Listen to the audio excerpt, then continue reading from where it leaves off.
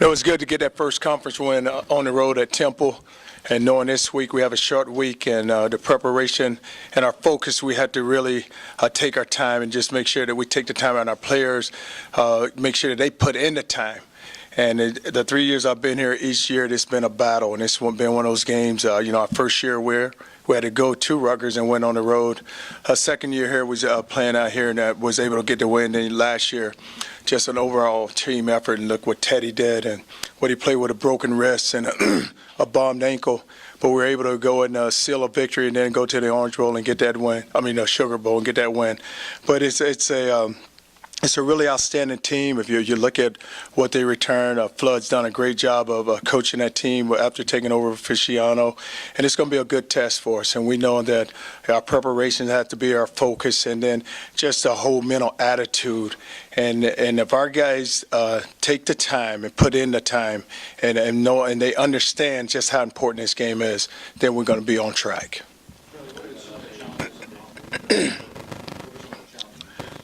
Well, just to challenge you, like today is actually Monday, so usually on a Monday we take time out and just take the whole day to break down the opponent. But what was good is getting into 2 weeks ago with our open date, we were able to take that time and work on Rutgers to work on that game. And now that the game, we can take the time, go back to that week and take all of our adjustments and now go to practice. But today is a Monday, so we were treated like a Tuesday. And then a Tuesday we would treat like a Wednesday, and a Wednesday we would treat like a Thursday. So it's a short week, and it's so key that with all our preparation, with everything we do, that our guys know, and they know everything that is going to be thrown at them, and what Rutgers have, but with their adjustments on offense, with their adjustments on defense, and even in the kicking game. Devontae, we will still evaluate him from day to day, and we will make a decision on Thursday morning whether he can go or not. But our training room staff is giving him all the treatment that we need to give him and try to get him out there and get him ready to go play. Is it a spring? I really don't know. I just know that it's a shoulder injury, and just what it is and how significant it is. What goes into evaluating that? Is it more of how he feels at his pain threshold, or? Yeah, and that's what it is, because, with each player, they have a different pain threshold. So, with Devontae, a lot of times I knew he was hurt when he came out of the game, because he usually doesn't come out of the game. And I said, how you feel? He said it hurts. So I knew he was hurt. So it's going to be up to the player. What's his mood today, or what has been his mood since then? Oh, it's just like with him, you never know, because he's always going to be the same. You say, hey, how's it feel? It's getting better.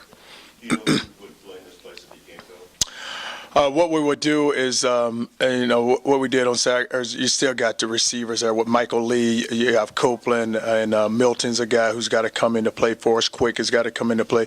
But we have enough receivers. We just don't have the big playability like him, where you get in the red zone and the ball is thrown up. But we have enough receivers where we can put guys in place and let them go play. What does he mean to your offense? Well, when you're in the red zone, he can make the catches, but he's made a lot of big catches for us. But, the quarterback does a good job of finding receivers. Look at Saturday, threw the ball to 9 different guys caught passes. So, we're going to miss Devontae, but other guys got to step up, and that's what happens. But the threat of him, does he open things up for other people because you have to pay close attention to him all the time? Well, what has happened now, we're so balanced on offense, we're able to run the football. So now with us, we have the running game going with the 3 backs. It has helped us because we're such a play action team. So now that's opening us up. And then you look at Copeland is playing well. I know all those guys. You look at whether your slot receiver that you go on with Eli, who's made a big catch there, and then Robert Clark, and the tight end with Gerald Christian is putting pressure on offenses also. So you'll miss him, and he's a really outstanding player. But other guys, you're surrounded by some really good players. So you hate to see any player go down, but other guys had to step up, and that's what it is. Charlie, is it his call or is it the trainer's call and the trainer's call? How does it It'll be a combination of all, and because we're going to do what's best for the young man. And if he walk in there tomorrow and say, "Coach, I'm ready to go," then it's no different than last year. We go to Rutgers and we play, with Teddy. He comes in, and at the beginning of the game, he didn't think he could play. He said, "Coach, I don't know if I can play." And I said, "You know what, Teddy? Because I knew the atmosphere was going to be unbelievable." And I said, "Hey, just wait and just see how the game goes, and then we'll make a decision." Then, halfway in the first quarter, he's grabbing me saying, "Hey, Coach, I'm ready to go play." And I said, "I thought you couldn't play." And he's like, "No, I'm ready." But Devontae, yeah, like I said, he's such a special player, and we're going to do what's right for him. Charlie, what does a Thursday game do for you guys, especially this year, given some critics of the schedule want to be more or less the only game in town national TV? Well, the national TV's big for us, and it give the whole country a chance to watch us play. And I keep saying it, and I'll always say it, and I tell our team this, they have a chance to go watch the best team in college football go play. And that's the way we had to go out and perform, and the standard has been raised here. And with us raising the standard, your performance has to get better. But it gives us a chance for the whole national picture for everybody across the country to watch us play. You're saying that you're the best team in college football? I tell my team that every day. I'm the best team in college football. I want them to understand that. But you have to, because with what we have and with the players that we have, you know how it is with these players here. But I just want them to realize that, whatever people say about our schedule, whatever people say that you're not really playing anybody, there's enough negative being said about them. So let's give them a positive shot.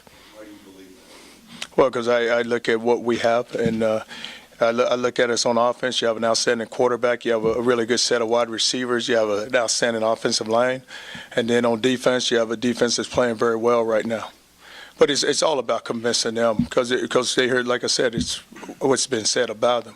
And I want them to realize this: they are a good football team. When did you start telling them? Oh, I've been saying that to them. Season? Oh yeah, I've been preseason. But you know what? You got to come with something positive, because why should you ever listen to all the negative being said about them? Do you have any objections as a coach to Thursday games? Do you think it allows players enough time to recover?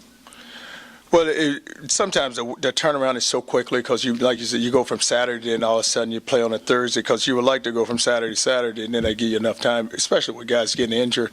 But, just the way the schedule's set up, when you get a national audience, which we're going to be able to get, I think it helps your program, and it gives your university a lot of notoriety that you may not get on a Saturday. Are you any more cautious with players on the short week as far as whether they should play or not? Yeah, but it depends on our training room staff and just everybody sitting down and talking, because we would never jeopardize a player at any time with his injury or his health and just put him out there just to, because we feel like we had to have him. And what we built in this program now, I think that we built enough where we have enough depth where you do lose a guy. I think about this sometimes. I look at our defensive linemen. We got two defensive linemen out with Brooks and with D'Angelo Brown, both starters. And we just moved on.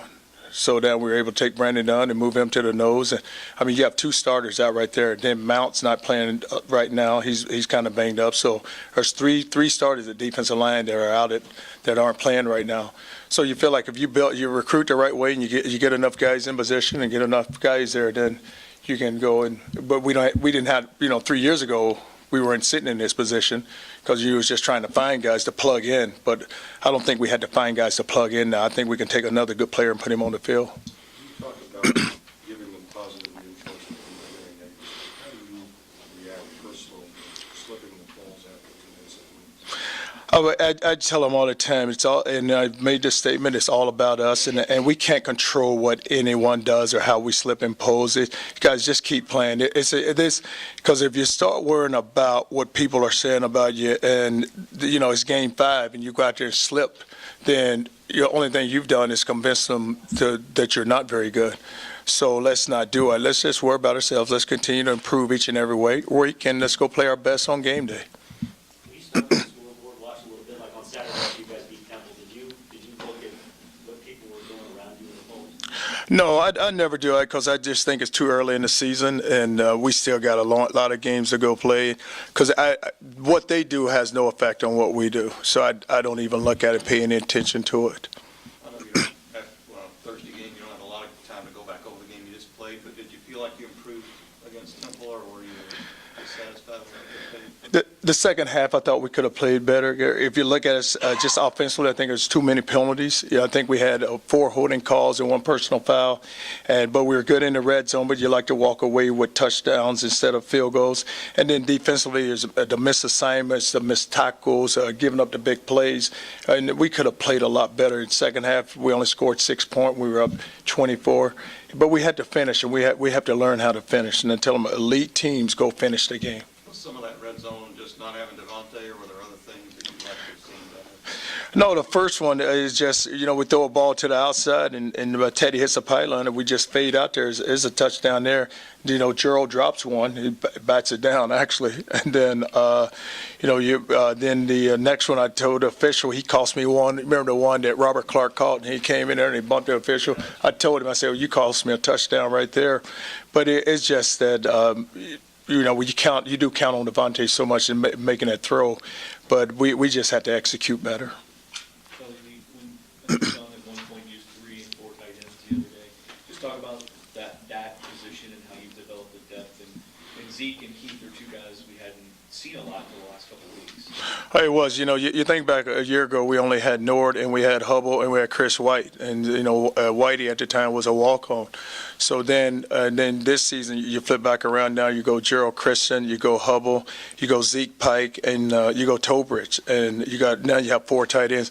And the way the offense is set up, it is so personnel driven that you're able to get those tight ends in, and they create mismatches, because what you can do, you can take those tight ends, you can put them in a slot, and you create a mismatch, or you can put them in the box and you create mismatches.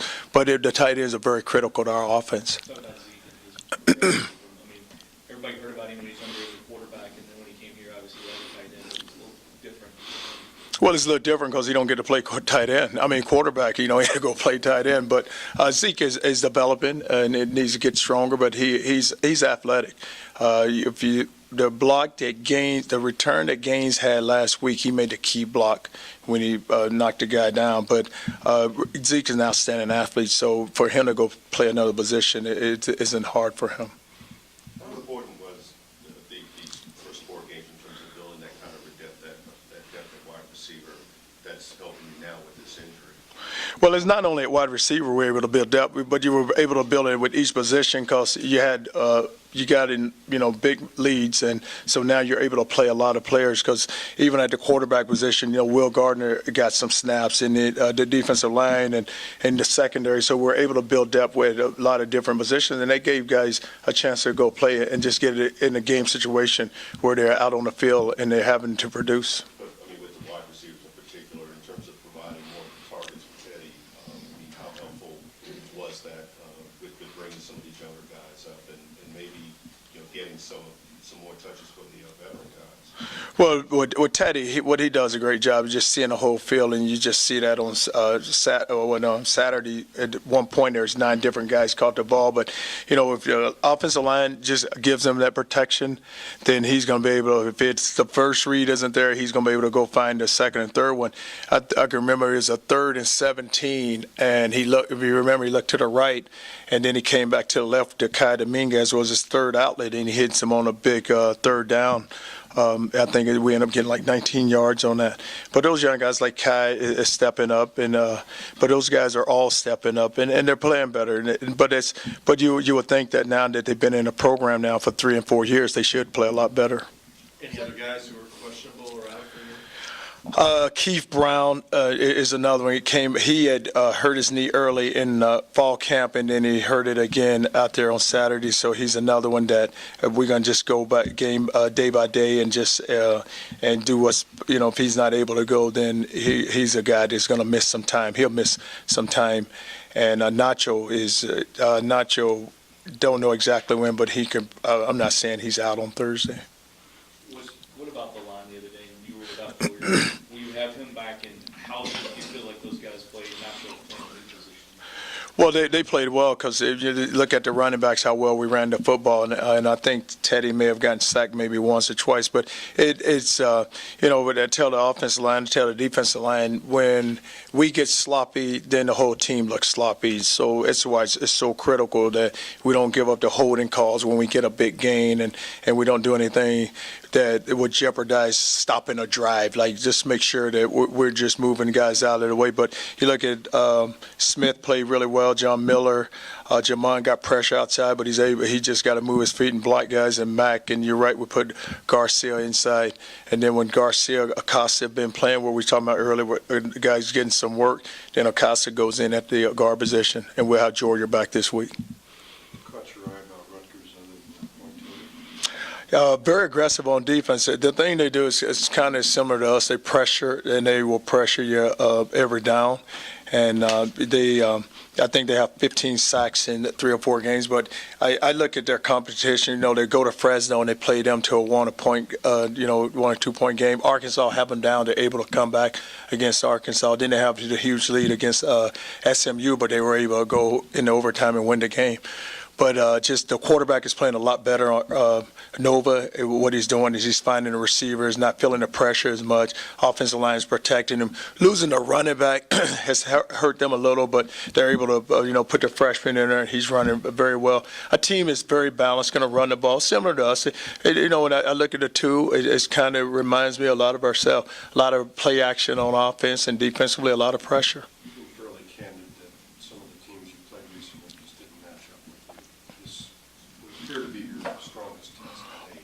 Oh, this will be. This matches up. This team, it matches up with us. And, I mean, you just look at the history and just what has been built here. And since I've been here the last 3 years, how this game it came last year's, 20-17. But this team matches up very well with us. And like I said, it's a lot like ourselves, but being a pressure package on defense and then offensively, taking advantage of what defenses give them. And in the kicking game, they lead the nation right now in kickoff returns. Have 2 really outstanding guys back there that can get the ball down the field. According to the precedents, they've got 27 guys, I think, in the NFL. I mean, have they athletically been the best team in the conference that you've played through the years? They have, and I think that when Shiano was there, he did a great job of that. And if you think about it, he was able to keep the guys in New Jersey, just keep the East Coast locked down, and was able to go into Florida.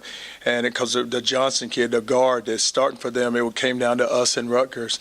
And I think he's been there now 2 or 3 years, and so it came down to us in that battle. But he's done an outstanding job. I mean, you look at them; they're getting the 4- and 5-star recruits to stay at home and finding a way to get them onto their campus, and that way they're getting them signed. Other than your own team, which team has impressed you the most this year? That we played. No, that you've seen on television. I just ain't never looked at a team and say, hey, we that team is really impressive. I really haven't. I just know because I don't have it. I just don't really study them that much. This team I have because we've had 2 weeks to look at them. Is it just the log jam, or is there something James Quick isn't doing? Oh, Quick, I mean, it's not nothing he isn't doing. It's just that you have a lot of veterans in front of him right now. And you have guys that have played a lot. Because, you look at his position, Cope is playing very well. Now Michael Lee comes back and he's playing well. And then Devontae, before he went down, was playing outstanding out there at that position. And then inside you have Clark and you have Eli inside that are battling with him. And then you have Jared Davis, who's been in a program who gives you everything. And Kai has really come on. And so I tell you, it's just so tough because when you come in as a freshman and you have guys who's been in there 3 and 4 years, it's really tough to come in and beat them out because they want to play just like you and they're going to compete a little hard because they know how to compete and they understand the system. Really, it comes down to they understand the system and they know what their expectations are. He was an elite recruit. What does that say in your recruiting process to a guy who was a 4 or 5 that James can't even come in here and play?